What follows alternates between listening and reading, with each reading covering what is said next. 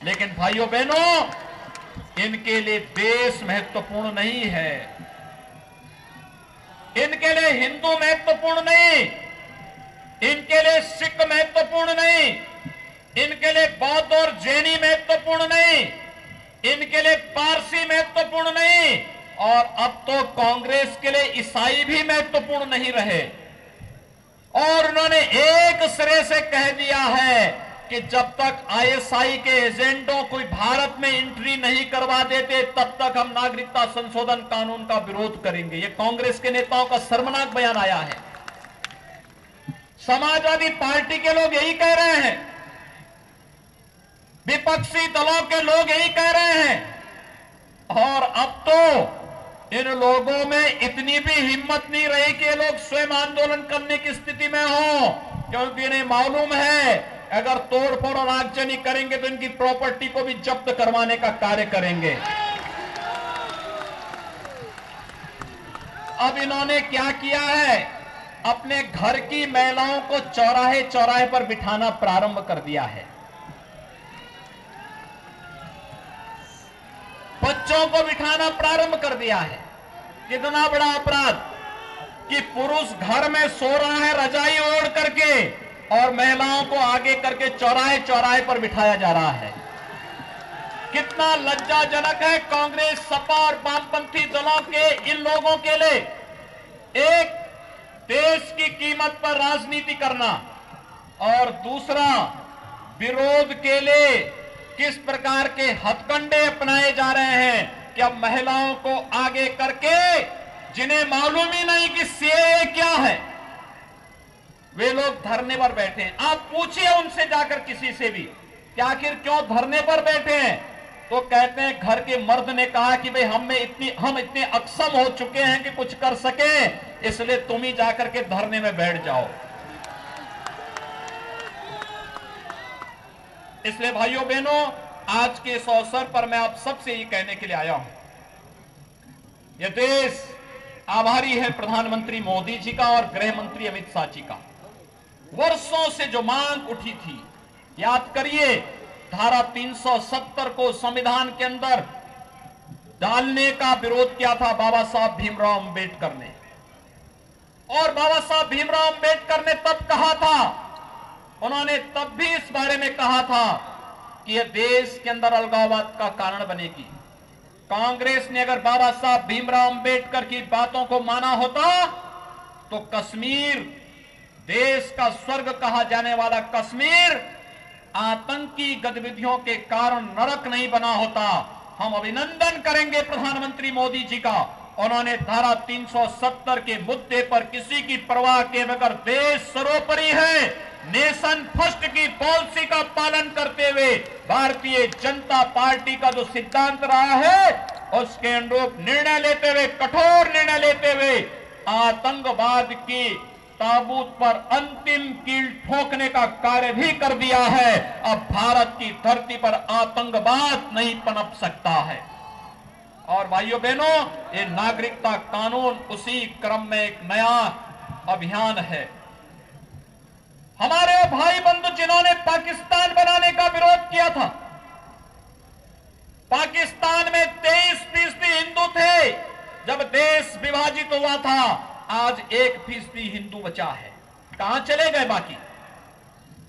क्यों कांग्रेस, सपा, बसपा के लोग इस पर मौन हैं? आखिर उनकी गलती क्या थी? क्यों उन्हें मारा गया? क्यों उन्हें धर्मांतरित किया गया? लेकिन दुनिया की मानवता के नाम पर कैंडल मार्च निकालने वाले इन बेशरमों के सामने भी कोई उपचार, कोई बात नहीं, एक भी जवान नहीं इनके बारे में कि हम सहानुभूति व्यक्त कर सकें। उन शरणार्थियों के बारे में, उन हिंदू, सिखों और जैनी, बौद्ध, पारसी और ईसाइयों के बारे में जिनका पाकिस्तान, अफगानिस्तान और बांग्लादेश में कत्लेआम हुआ, या जिनका निरंतर कत्लेआम और धर्मांतरण हो रहा है, उसके बारे में एक भी शब्द नहीं है। आपने देखा होगा गुरु गोविंद सिंह जी के प्रकाशोत्सव के अवसर पर ननकाना साहिब में भी कीर्तन यात्रा नहीं निकलने दी गई, एक सिख युवक की हत्या कर दी गई। पाकिस्तान के अंदर इस प्रकार के कृत्य हो रहे हैं और उस सब के बावजूद एक कांग्रेस और सपा के लोग समर्थन करे, पाकिस्तान की भाषा बोले, ये स्वीकार्य नहीं होनी चाहिए। और मैं फिर मंचों से कहूंगा कि लोकतंत्र में धरना प्रदर्शन, शांतिपूर्ण तरीके से ज्ञापन देना सबका अधिकार है, लेकिन कोई सार्वजनिक संपत्ति को, व्यापारिक प्रतिष्ठानों को जलाएगा, तोड़फोड़ करेगा, तो उसकी संपत्ति से हम वसूली करके ले लेंगे और आगे के लिए फिर उनको वह सजा देंगे कि आने वाली पीढ़ी उन्हें याद करेगी कैसे कार्य होते हैं। सार्वजनिक संपत्ति को नुकसान पहुंचाने की कीमत क्या होती है, इसके बारे में उनको 10 बार सोचना पड़ेगा। और दूसरा, भारत की धरती पर और खासतौर पर उत्तर प्रदेश की धरती पर मैं इस बात को कहूंगा, धरना प्रदर्शन के नाम पर कश्मीर में जो नारे कभी आजादी के लगते थे, अगर इस प्रकार के नारे लगाने का कार्य करोगे, ये देशद्रोह की श्रेणी में आएगा और फिर इसमें भी कठोरतम कार्रवाई करने की कार्रवाई सरकार करेगी। ये स्वीकार्य नहीं हो सकता है। भारत की धरती पर रह करके भारत के खिलाफ षड्यंत्र करने की छूट किसी भी स्थिति में नहीं दी जा सकती है। और भाइयों बहनों, यही बात बार बार हमें याद स्मरण दिलाती है महर्षि अरविंद की। आपने देखा होगा, महर्षि अरविंद बहुत बड़े क्रांतिकारी थे। देश की आजादी की लड़ाई में एक क्रांतिकारी की भूमिका उनकी थी। बाद में उन्होंने पांडिचेरी में जाकर के अपना आश्रम स्थापित किया था, आध्यात्मिक साधना में लीन हो गए थे। जब महर्षि अरविंद से पूछा गया था कि सबसे बड़ा पुण्य क्या है और सबसे बड़ा पाप क्या है, तो महर्षि अरविंद ने एक ही बात कही थी। उन्होंने कहा था, इस युग का सबसे बड़ा पुण्य है राष्ट्र धर्म के पथ पर आगे बढ़ जाना, राष्ट्र माता की सेवा करना, राष्ट्र की समृद्धि सबसे बड़ा पुण्य है, और सबसे बड़ा पाप है देश के खिलाफ गद्दारी, राष्ट्र के खिलाफ गद्दारी सबसे बड़ा पाप है। ये जो विपक्ष आज दुश्मनों की भाषा बोल रहा है, ये देश के खिलाफ गद्दारी करके देश के दुश्मनों को प्रोत्साहित कर रहा है, और ये स्वीकार्य नहीं होना चाहिए। आजादी की लड़ाई जब चल रही थी, याद करिए, उस समय देश की आजादी की लड़ाई में वंचितों और दलितों के दो चेहरे देश के अंदर उभरे थे। एक चेहरा था बाबा साहब डॉक्टर भीमराव अंबेडकर का, और एक चेहरा था श्री जोगेंद्र नाथ मंडल का। ये दो वंचितों और दलितों के चेहरे थे दुनिया के अंदर, दुनिया के वंचितों की आवाज बने थे। बाबा साहब भीमराव अंबेडकर आजादी की लड़ाई में लड़े, चाहे उन्हें हैदराबाद के निजाम ने, या फिर जूनागढ़ के नवाब ने, या फिर जिन्ना ने लालच देने का कार्य किया, लेकिन वे अपने मिशन से टस से मस नहीं हुए थे। उन्होंने कहा, मैं भारतीय हूं, भारत माता का सपूत हूं, भारत के खिलाफ गद्दारी स्वीकार नहीं कर सकता हूं। उन्होंने कहा, मुझे भारत की परंपरा पर गौरव की अनुभूति है। स्वतंत्र भारत में भारत के कानून मंत्री के रूप में और संविधान के शिल्पी के रूप में बाबा साहब भीमराव अंबेडकर माने जाते हैं। और यही नहीं, बाबा साहब भीमराव अंबेडकर ने देश की आजादी की लड़ाई में भी योगदान दिया, संविधान के निर्माण में भी अपना योगदान दिया, कानून मंत्री के रूप में भी अपना योगदान दिया, देश की सेवा करते रहे। बाबा साहब भीमराव अंबेडकर ये योगदान देश सदैव स्मरण करता है।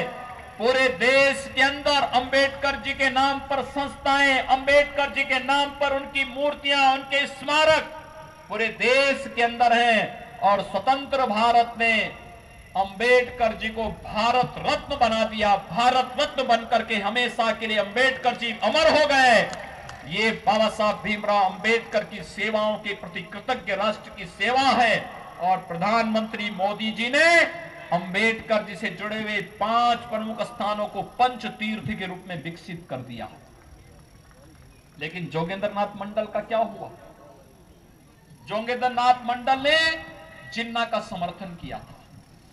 वे पाकिस्तान चले गए थे, पाकिस्तान के कानून मंत्री बने, लेकिन मात्र 3 वर्ष ही पाकिस्तान में रह पाए। 1950 में वापस भारत भाग करके वापस आ गए। के अंदर 1950 से 1966 तक 16 वर्षों तक भारत के अंदर रह करके गुमनाम जीवन जिए। जोगेंद्र नाथ मंडल के नाम पर एक भी स्मारक नहीं, एक भी संस्थान नहीं, एक भी मूर्ति नहीं, और यहां तक कि आज की पीढ़ी जोगेंद्र नाथ मंडल का नाम भी नहीं जानती। और जोगेंद्र नाथ मंडल गुमनाम मौत मरे, शरणार्थी के रूप में भारत में मरे थे। देश के सम्मान के लिए कार्य करना बाबा साहब भीमराव अंबेडकर उसकी प्रतिमूर्ति हैं, और देश के विभाजन के षड्यंत्र में शामिल होना जोगेंद्र नाथ मंडल उसके एक स्वरूप है। और आज गुमनाम रूप से कोई भारतीय उनका नाम नहीं जानता है। और यह अवसर इसलिए भी मैं आपसे कहना चाहता हूं कि आजादी की लड़ाई में जिन महापुरुषों का योगदान, एक तरफ बाबा साहब भीमराव अंबेडकर भारत रत्न बन गए क्योंकि भारत के लिए उन्होंने कार्य किया था, भारत की समृद्धि, भारत के सुख और समृद्धि के लिए कार्य करते रहे। भारत के दलितों वंचितों की लड़ाई, भारत के संविधान के दायरे में आज भारत के अंदर करोड़ों करोड़ वंचितों और दलितों को समाज की मुख्य धारा के साथ जुड़ने का अवसर मिला बाबा साहब भीमराव अंबेडकर के कारण। इन सबको इस सम्मान मिला, सबके लिए उनका प्रेरणा अनुकरणीय बना हुआ है। लेकिन जोगेंद्र नाथ मंडल को कोई स्मरण भी नहीं करता। और यही महर्षि अरविंद ने कहा था, देश की समृद्धि के लिए कार्य करना ये सबसे बड़ा पुण्य है, और देश के लिए देश के खिलाफ गद्दारी करना सबसे बड़ा पाप है। भाइयों बहनों, जब नागरिकता कानून के नाम पर तमाम प्रकार का भ्रम का स्थिति पैदा कांग्रेस, सपा, वामपंथी दल, एनजीओज कर रहे हैं, मैं आप सबसे अपील करूंगा, नागरिकता कानून पर प्रधानमंत्री जी ने पहले ही कह दिया है कि ये सीएए का एनआरसी से, एनपीआर से कोई संबंध नहीं। लेकिन उस सबके बावजूद गुमराह करने का प्रयास, कोई अपने बच्चे को भेज रहा है, कोई अपनी परिवार की किसी महिला को भेज रहा है, जैसे कि अब इनकी क्षमता समाप्त हो चुकी है। अब ये लोग इन महिलाओं को, इन बच्चों को आगे करके समाज में भ्रम की स्थिति पैदा करना चाहते हैं। लेकिन याद करना, प्रधानमंत्री जी ने पहले ही कहा है कि नागरिकता कानून नागरिकता देने का कानून है, नागरिकता लेने का कानून नहीं। ये नागरिकता का कानून किसी जाति, किसी मत, किसी मजहब, किसी क्षेत्र, किसी भाषा के खिलाफ नहीं। ये तो पाकिस्तान, अफगानिस्तान और बांग्लादेश के धार्मिक उत्पीड़न के शिकार अल्पसंख्यकों को, जो 5 वर्ष से भारत में, कम से कम 5 वर्ष से भारत के अंदर रह रहे हैं, उन्हें नागरिकता देने का कानून है। इसका स्वागत होना चाहिए था, लेकिन कांग्रेस, सपा और अन्य दलों के लोगों ने इसका व्यापक विरोध करके जगह जगह हिंसा भड़काने का पाप किया है। और इस पाप के कारण आज हम सबकी जिम्मेदारी बनती है कि हम इस मामले में मौन नहीं बने रह सकते हैं, हमें मौन नहीं बने रहना है। याद करना, महाभारत के युद्ध के दौरान भी, उससे पहले युद्ध का कारण बना था द्रौपदी का चीरहरण, और चीरहरण के दृश्य के बाद द्रौपदी ने भरी सभा में एक प्रश्न पूछा था, इस चीरहरण का दोषी कौन? तो तब सभी ज्ञानी, सभी ध्यानी, सभी धनुर्धर, सभी योद्धा, रथी, महारथी सब मौन थे।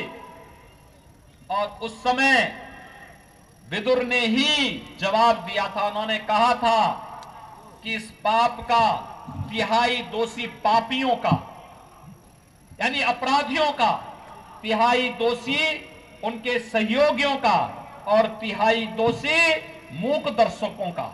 यानी अपराध के लिए है, हम प्रत्यक्ष या अप्रत्यक्ष रूप से अगर किसी अपराध का समर्थन कर रहे हैं तो हम भी उसमें बराबर के दोषी हो जाते हैं। याद करना, भारत और नए भारत के निर्माण के लिए चल रही प्रवर्तमान अभियान में हम अपने आप को पीछे न रखें।